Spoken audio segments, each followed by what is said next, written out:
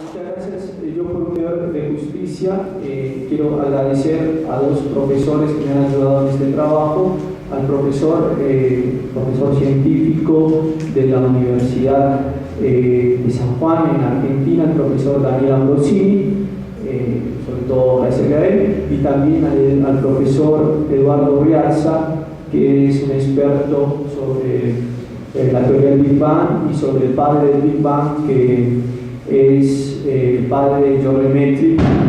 Le agradezco a él como personal. Él es astrofísico, también es físico de la universidad, en la cátedra de física en la Universidad Complutense de Madrid. Les quiero agradecer a ellos porque gracias a ellos he podido hacer este trabajo, si no sería imposible. Bueno, este curso de cultura, vamos a hablar acerca de esta teoría que está en boga de muchas personas, y para ver si tiene los fundamentos para negar la existencia de Dios o si al contrario la demuestra. Bueno, les voy los modos de conocer humano. Dice Aristóteles en su primera línea de la metafísica: el hombre por naturaleza desea conocer. Todo hombre, desde el primer albor de su inteligencia, busca encontrar la verdad, que debe concretizar las cosas que lo circundan, las cosas que lo rodean. Es por tanto que el hombre realiza preguntas: ¿por qué esto? ¿Por qué aquello? ¿Por qué sale el sol? ¿Por qué se esconde el sol? Estas tres preguntas que podemos responder bajo tres campos del saber: el conocimiento físico, científico, un conocimiento metafísico y un conocimiento sobrenatural. Son tres campos del saber donde nosotros podemos dar respuestas a ese deseo de verdad que nuestra inteligencia tanto busca. Estos tres conocimientos responden a tres niveles del saber humano, que es el conocimiento físico, metafísico y sobrenatural. Como su mismo nombre los indica, que esto coincide con las navegaciones platónicas del saber humano.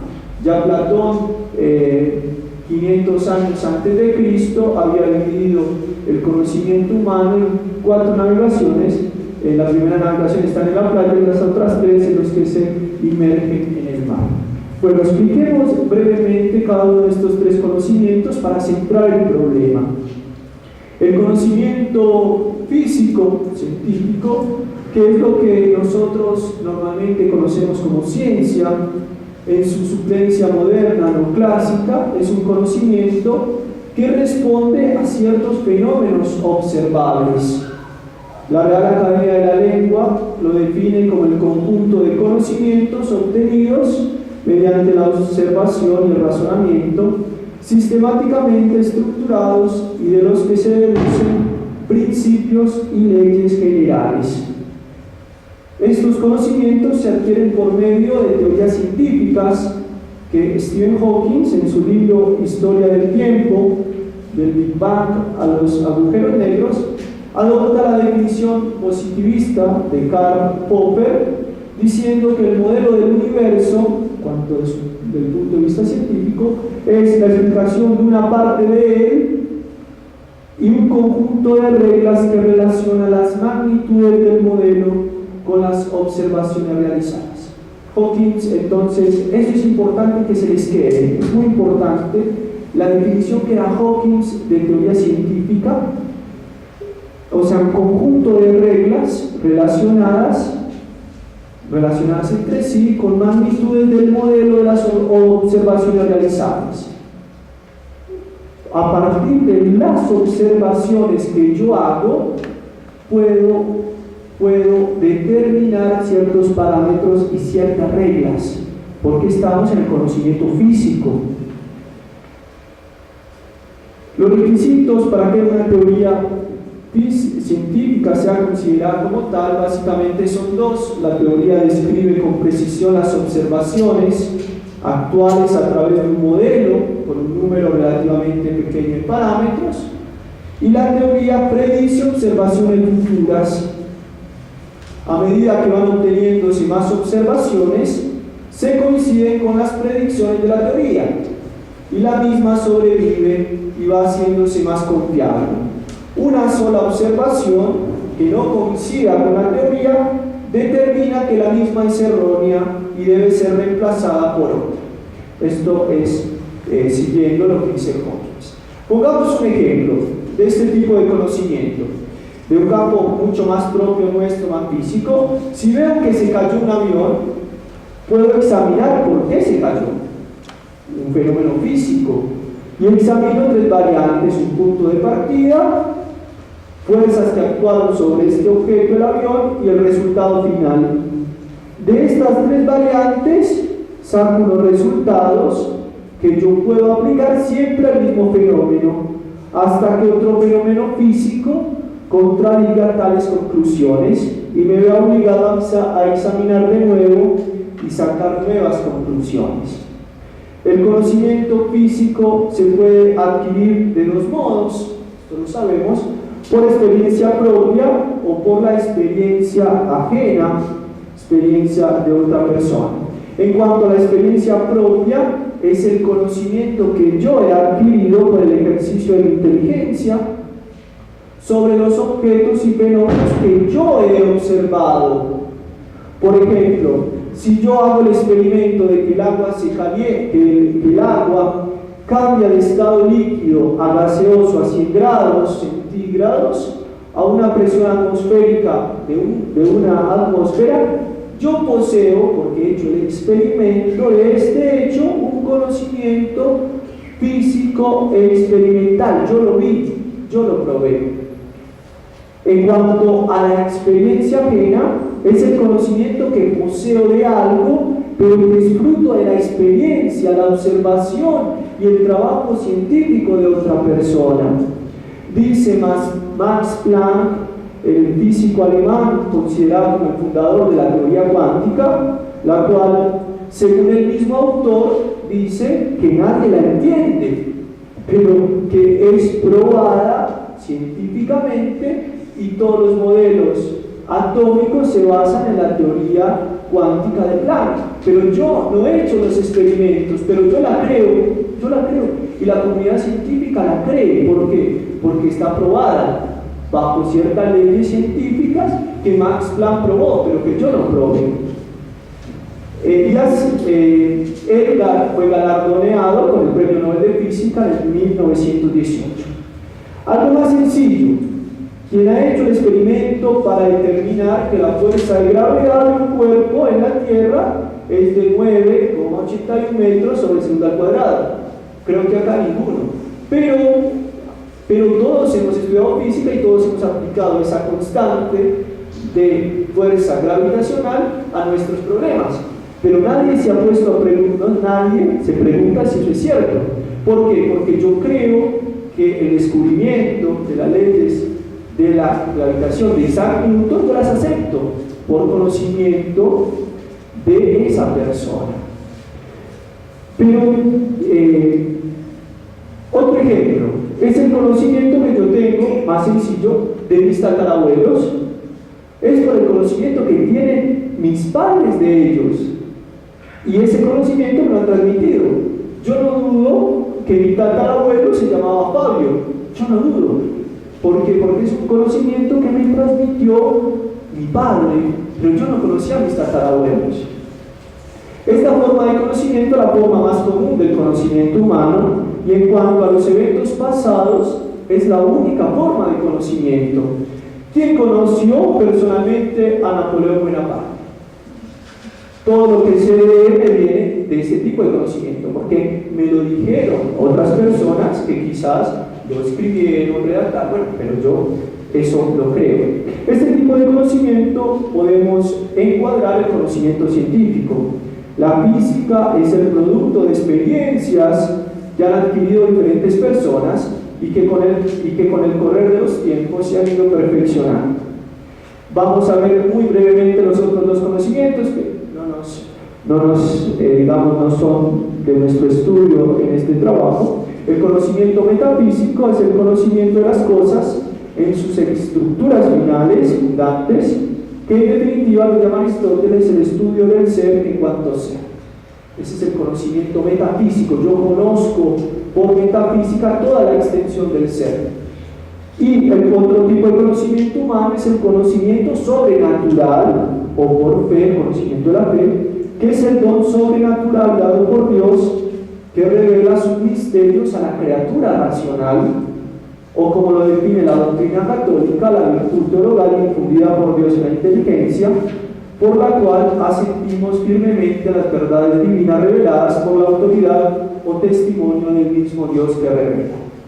Mi abuela, por ejemplo, por fe, conocía muchos misterios divinos, como la creación, la encarnación, la resurrección, el cielo, el infierno.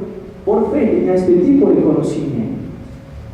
Entonces, después de determinar los tipos de conocimiento humano, hemos delimitado los conocimientos.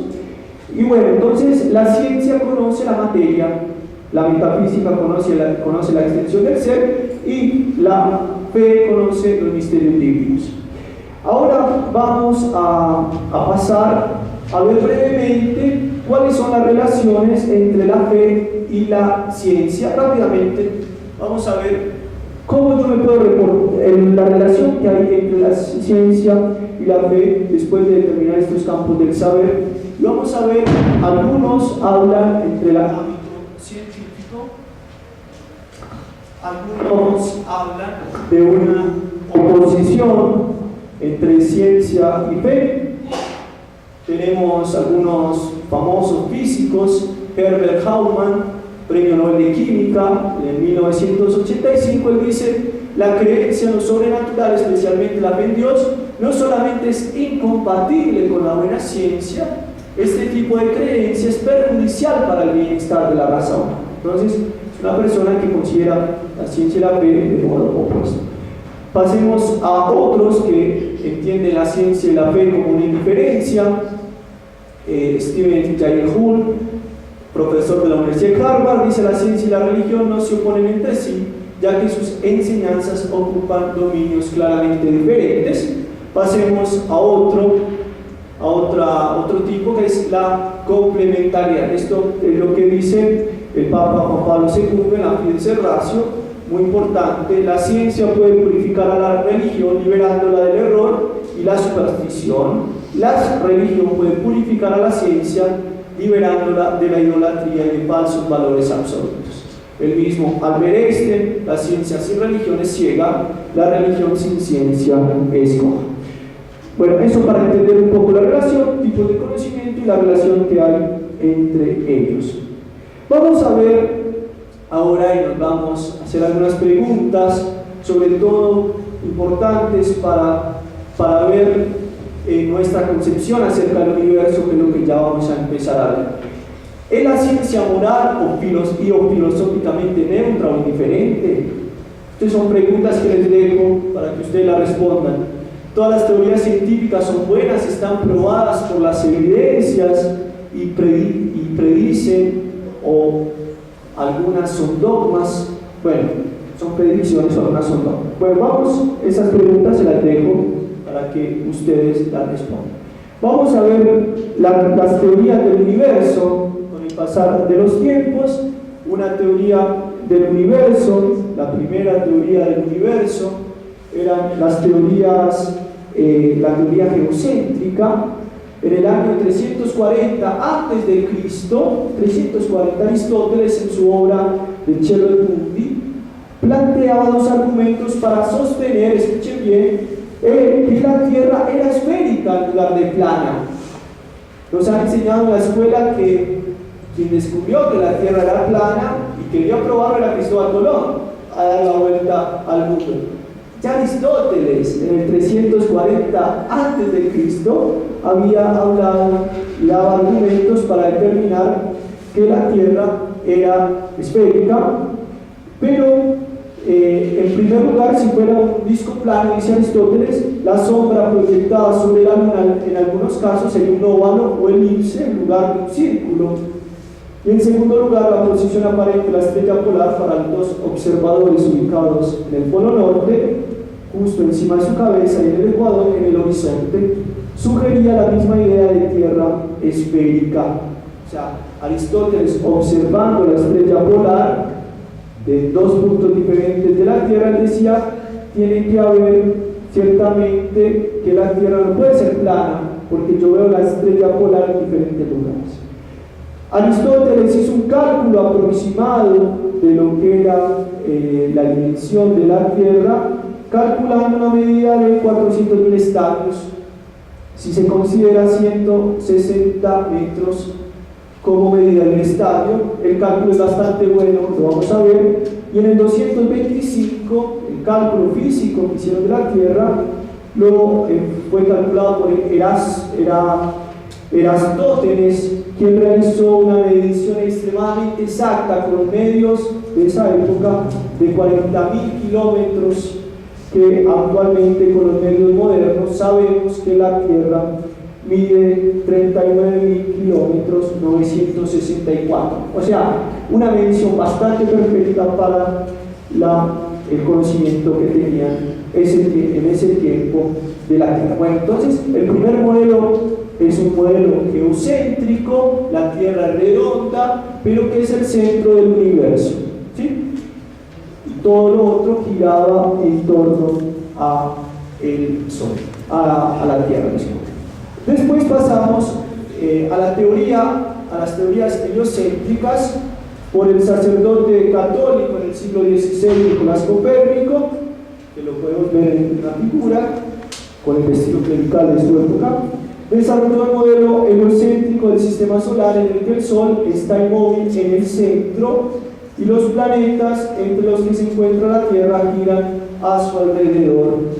Esta visión del sistema solar contraste al modelo geocéntrico anteriormente explicado, que había sido aceptado en el siglo II. Aunque era casi tan complejo como este modelo, el sistema de Copérnico fue consiguiendo aceptación poco a poco. Consiguió el éxito final a comienzos del siglo XVII debido a los descubrimientos hechos con el nuevo telescopio astronómico y el desarrollo de una nueva física, precisamente en el 1609 por Galileo Galilei. Observando el cielo nocturno con un telescopio de su invención, descubrió que Júpiter tenía un satélite. Entonces, descubriendo que Júpiter tenía un satélite, va a determinar que no todos los cuerpos giran en torno al Sol, por eso, y tampoco mucho menos giran en torno a la Tierra. Entonces ya tenemos otro modelo, ya no es el Sol, ya no es la Tierra, disculpen, el centro del universo. Ahora el centro del universo es considerado por Copérnico y por Kepler. El Sol es el centro y todos los otros astros giran en torno al Sol.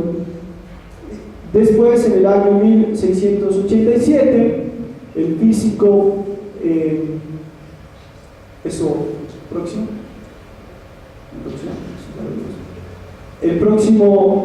la próxima teoría de la gravitación universal del físico inglés Isaac Newton, que publicó su Filosofía Naturalis Principia Mathematica, señalada por Stephen Hawking como la obra más importante publicada en las ciencias físicas en todos los tiempos. En ella, Newton no solo presentó una teoría de cómo se mueven los cuerpos en el espacio y en el tiempo, sino que también desarrolló las complicadas matemáticas necesarias para analizar estos movimientos. En esta obra, conocida por Principia, Newton estableció las bases de la mecánica clásica siguiendo las leyes que llevan su nombre. Es interesante notar que en el siglo XVII lo que hoy denominamos ciencia era considerado todavía en su campo como filosofía o conocimiento o filosofía natural. Los modelos geocéntricos y heliocéntricos coinciden con la creencia que el universo era especialmente estático e infinito. Esto es importante. Hasta Isaac Newton, todos tenían la concepción de que el universo era estático e infinito. Esto era el conocimiento de todos y ninguno podía poner en duda este modelo. El modelo ahora es el Sol, que se mueve con movimientos alrededor del Sol, pero que está todo dentro de un universo estático. Esta teoría duró 200 años hasta que aparece en el 1887 en Cleveland, Estados Unidos, dos científicos. Vamos a ver algo un poquito más difícil sobre la teoría de la relatividad de Einstein, que Einstein, para hacerlo un poco más breve, Einstein determinó que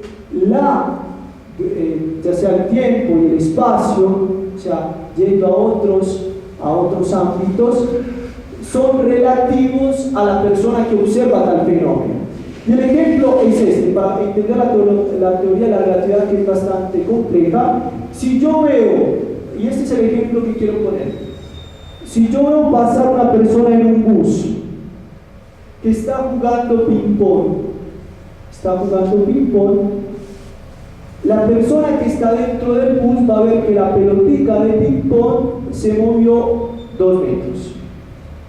Y una persona que está fuera del bus, ¿qué va a ver? Va a ver que la pelotica de ping-pong, cuando pasó el bus, se mueve 20 metros. Entonces, ¿qué decimos nosotros? ¿Que los dos están equivocados?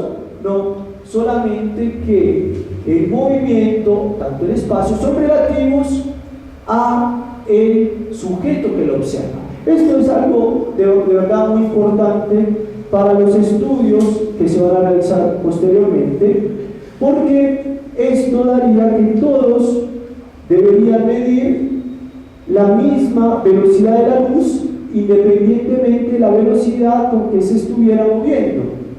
La velocidad de la luz es independiente del movimiento del observador y tiene el mismo valor en todas las direcciones.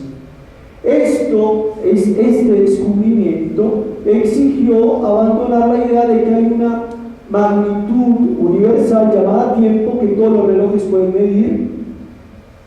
En vez de ello, cada observador tendría su propio tiempo personal.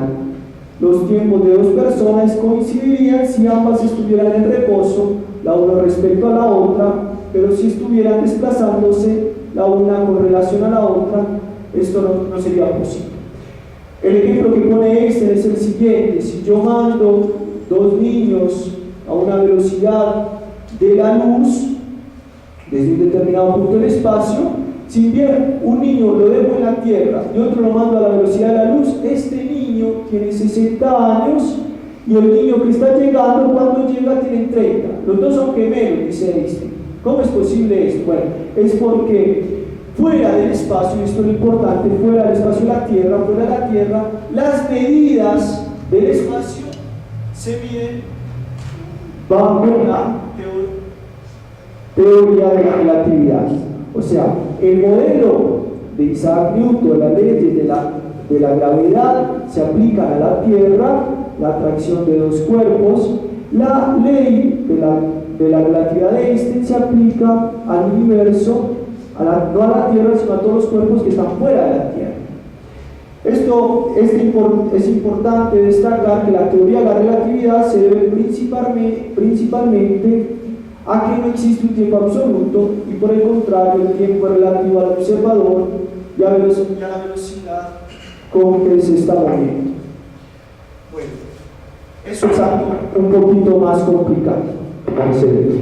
Pero a partir de este descubrimiento tuvo un deseo de conocimiento del espacio y del universo, y acá llegamos al punto de nuestro estudio. Y uno de los descubrimientos más extraordinarios del siglo XX es el hecho de que el universo se encuentra, entonces teníamos Aristóteles, toda la cultura griega, consideraban un mundo geocéntrico. Isaac Newton abre el mundo a un mundo heliocéntrico, el Sol es el centro de la Tierra.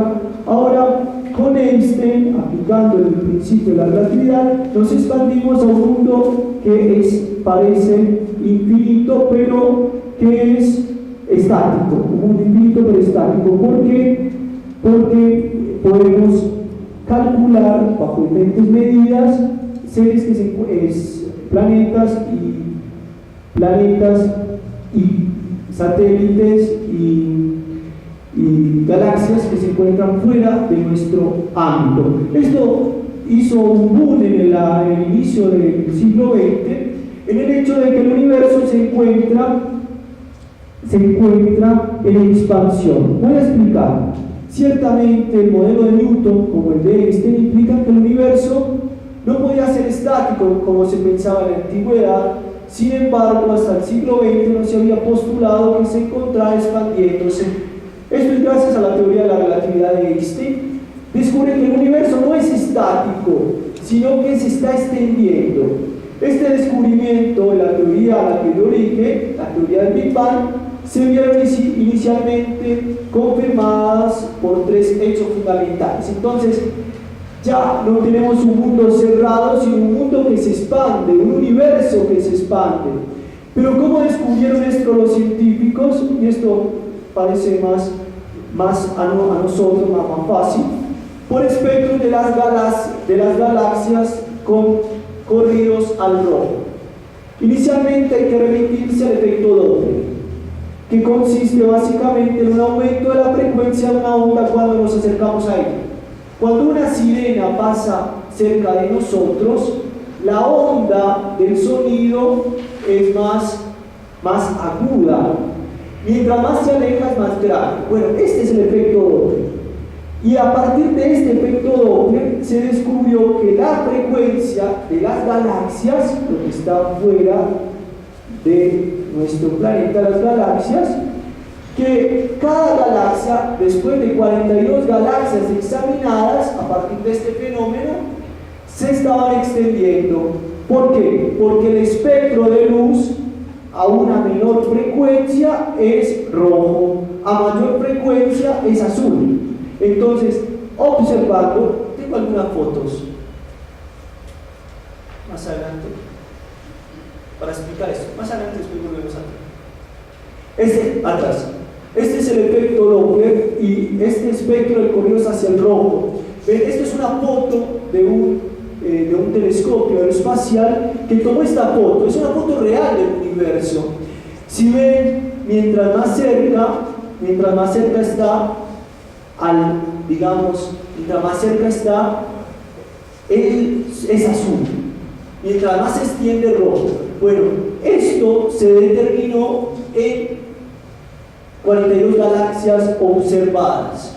Esto dio origen, este gran descubrimiento dio origen que algunas galaxias, la pregunta es, bueno, examinando este movimiento de las galaxias, obviamente algunas se están acercando a nosotros y otras se están alejando.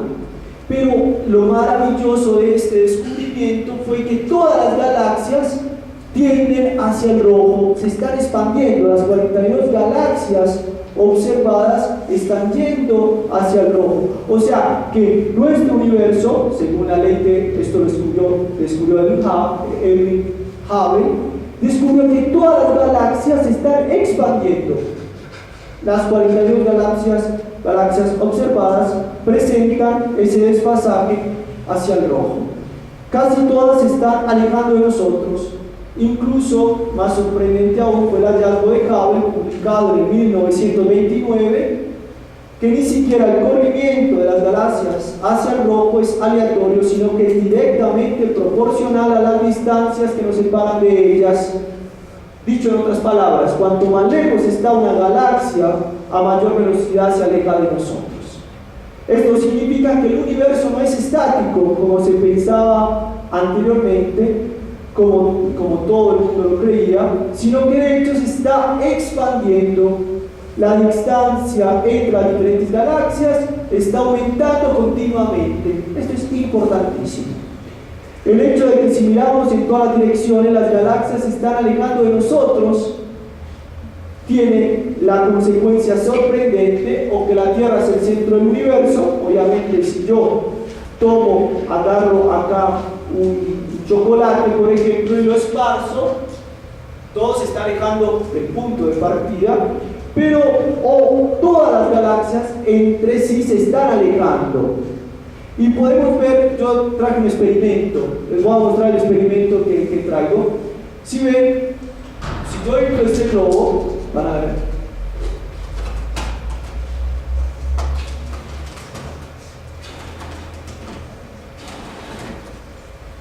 Si ven, las galaxias todas se van extendiendo y se van extendiendo proporcionalmente, a una distancia directamente proporcional. Las distancias se van alejando unas de otras.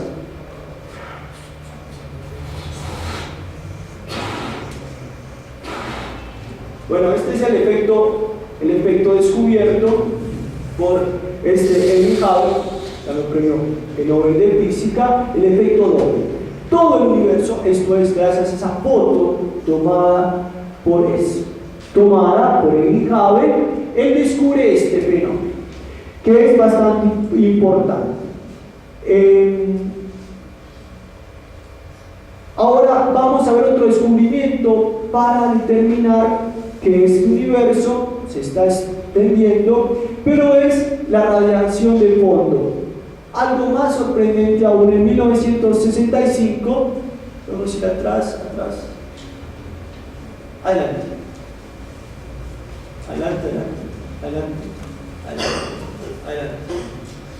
ahí un momento con esa. En 1965, dos físicos norteamericanos de los laboratorios de la Bell y Teleport en Nueva Jersey, Arno Penzias y Robert Wilson, estaban probando un detector de microondas extremadamente sensible y se sorprendieron al encontrar que su detector detectaba más ruido del que esperaban. Esto es un experimento que ustedes mismos los pueden hacer. Si ustedes prenden la televisión y no hay un canal, no hay ninguna frecuencia, se escucha un ruido. ¿Han escuchado? Todos lo hemos escuchado. Bueno, ese fue el descubrimiento. A partir de un telescopio muy sensible al sonido, descubrieron que en todas las direcciones que Arno Penzias y Robert Wilson apuntaban a este telescopio, descubrieron que siempre existe el mismo sonido. Estaban probando un detector de microondas extremadamente sensible y se sorprendieron al encontrar que su detector captaba más ruido del que esperaban. El ruido no parecía provenir de ninguna dirección en particular y era el mismo para cualquier dirección desde lo que se observaba, de forma que debía provenir de fuera de la atmósfera. El ruido era también el mismo durante el día y durante la noche y a lo largo de todo el año.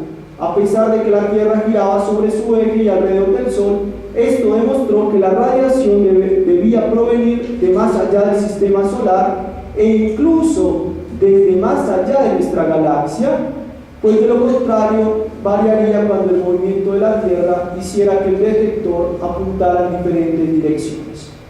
De hecho, sabemos que la radiación debe haber viajado hasta nosotros a través de la mayor parte del universo observable, dado que se parece ser la misma en todas las direcciones. El universo debe también ser el mismo en todas las direcciones, por lo menos a gran escala. ¿Qué quiere decir esto? Que la teoría del Big Bang, que es lo que queremos probar, ya sea porque las galaxias se están expandiendo o porque ellos dicen, si hubo una gran explosión en el universo, ese sonido de esa explosión se tiene que captar hoy en nuestros días. Este es el gran descubrimiento que hace Arnold Spencer y Wilson Robinson. Este es el gran descubrimiento, que captaron el sonido de la primera explosión. El sonido. Con esta teoría, con este descubrimiento científico, en el 1900, que fue descubierto en el 1969, ellos también van a ganar premio Nobel de Física, si bien lo descubrieron de modo accidental. Y entonces ahora vamos a entrar a ver, ya que está probado esta teoría, que está en conformidad con toda la comunidad científica. Después vamos a hablar acerca de algunos que tratan de poner otros sistemas, pero esta es lo que la comunidad científica internacional más hace. Vamos a determinar entonces cómo se dio ese primer momento, ese Big Bang. Este estado inicial, ya porque las galaxias se expanden, ya porque se escucha el ruido de esa explosión, este estado fue denominado átomo primordial. por el sacerdote católico Georges Lemaitre. Esto es importante porque el descubridor de esta teoría, que hoy es la más probada acerca del origen del universo, es un sacerdote católico. Vamos atrás, por favor.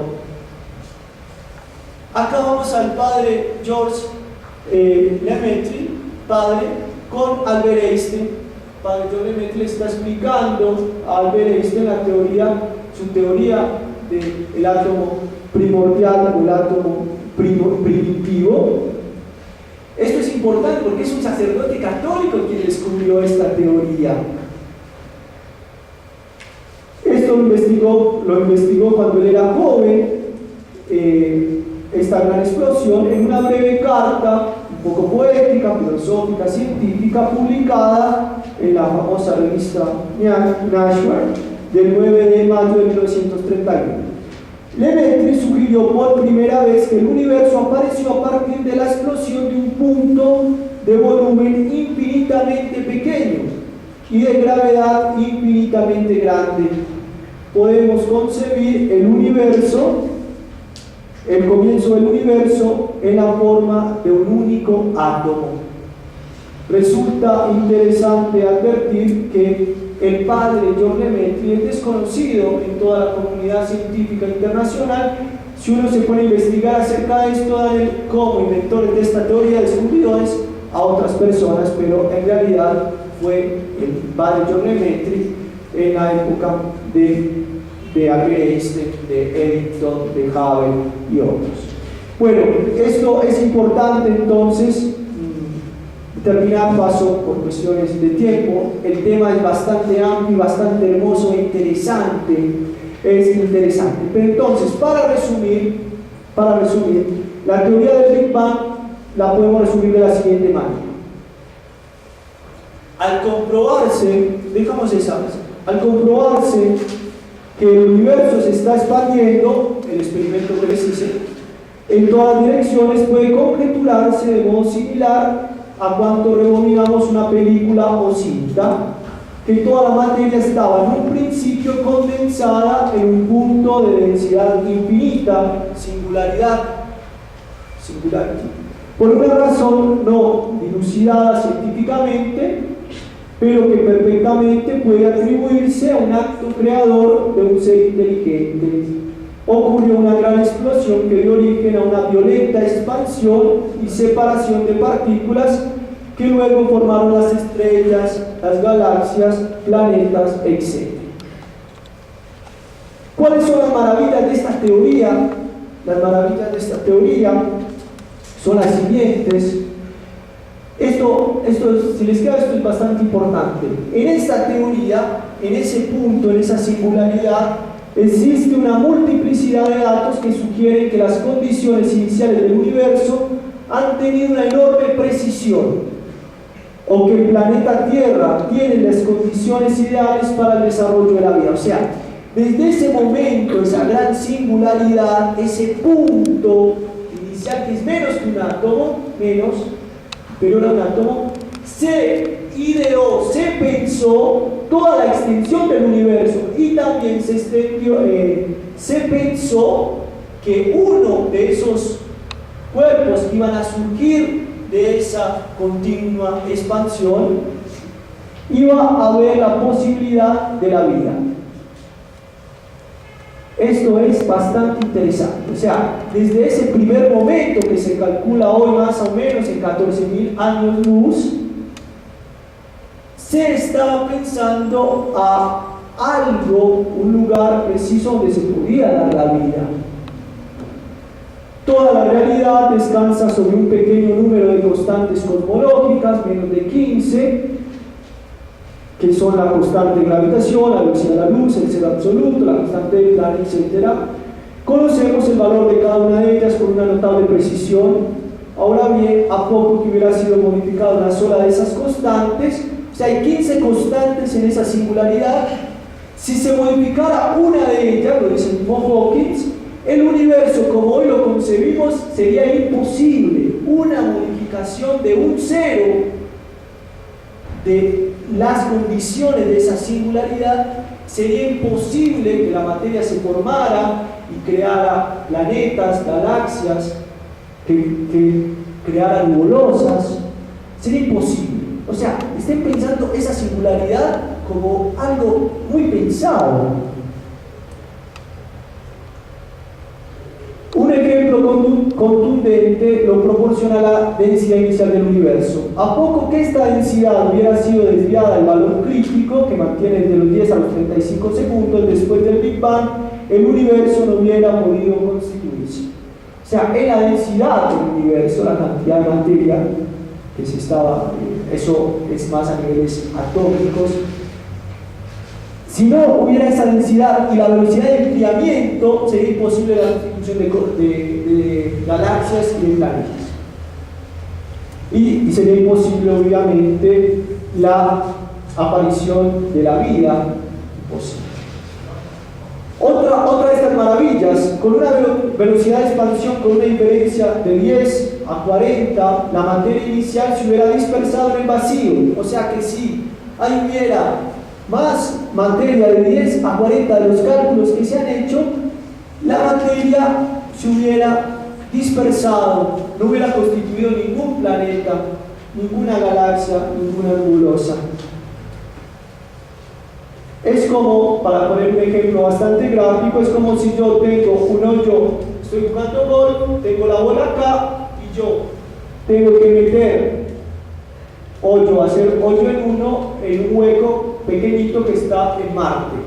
La posibilidad es, de verdad, la tenemos, la posibilidad de hacer un hoyo en uno, tirando desde acá a Marte, es muy poca, pero esa es la proporción que hay entre los valores de esa singularidad y lo que podemos ver hoy. Entonces, hay otras maravillas. Entonces sería muy difícil explicar por qué el universo debería haber comenzado justamente de esta manera, con esa perfección de ese átomo primordial, el padre John Lemaitre, esa gran singularidad, excepto si lo consideramos como el acto de un Dios que pretendiese crear seres como nosotros. Por este motivo, el mismo Hawkins está buscando alternativas a dicho modelo, simplemente porque no acepta dicha conclusión. Cada uno podrá reflexionar sobre cuál alternativa es más acorde a la razón. Les voy a explicar brevemente lo que dice Hawkins. Brevemente, no les voy a quitar más de 3 minutos. Hawkins dice que esta teoría del Big Bang caliente, dice Hawkins que físicamente y matemáticamente es válida, es cierta, tanto física como matemáticamente. Pero él dice que si él acepta esta teoría, él lo dice, les voy a citar el libro En la historia del tiempo, del Big Bang a los agujeros negros de Stephen Hawking. Él dice, si él acepta esa singularidad, tendría que aceptar necesariamente la idea de un Dios que ha creado y él es ateo. Él no puede aceptar eso. Entonces él, a partir de esa concepción que él tiene, él dice, tiene que haber, escuchen bien, multiuniversos paralelos al nuestro que hayan, después de varios intentos de la materia de constituirse, se dieran esas 15 constantes para que se pudiera constituir el universo como lo consideramos. Entonces Hawkins, en otros libros, por ejemplo en el diseño inteligente, ya había aceptado esta teoría, pero él por ser ateo no la acepta, porque tendría que aceptar que necesariamente alguien tuvo que poner ese átomo primordial y ponerlo de un modo demasiado inteligente. Termino la conclusión.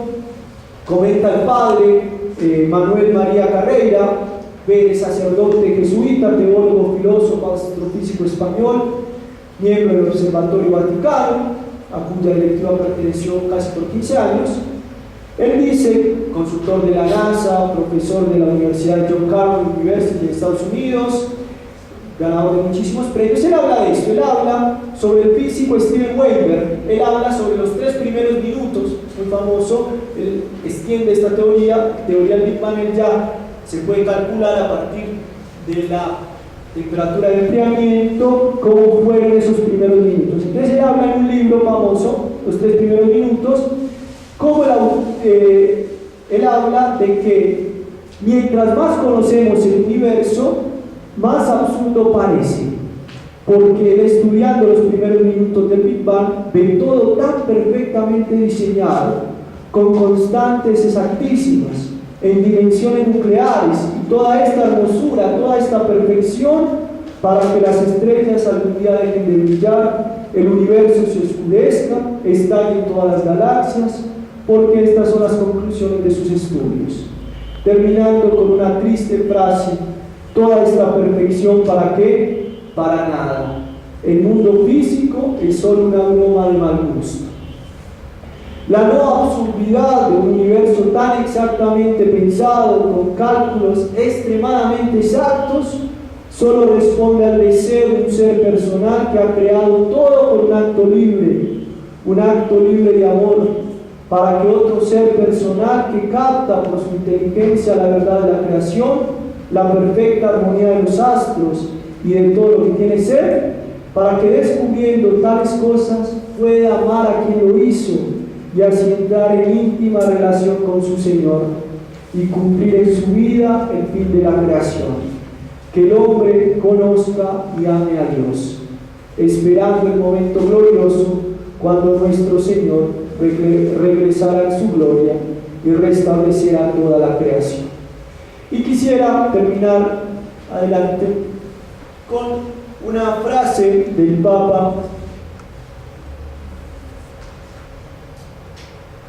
Papa Benedicto: no son los elementos del cosmos, las leyes de la materia, lo que en definitiva gobierna el mundo y el hombre, sino que es un Dios personal quien gobierna las estrellas, es decir, el universo. La última instancia no son las leyes de la materia y de la evolución, sino la razón, la voluntad, el amor, una persona. Y quisiera terminar, con esto termino todo mi discurso, parafraseando al gran Chesterton. Este es el mensaje que, si les queda esta idea después de todo lo que les dije, quedo contento. Cada vez que ustedes observen una estrella, recuerden que esa la hizo Dios para enamorarnos. Muchas gracias.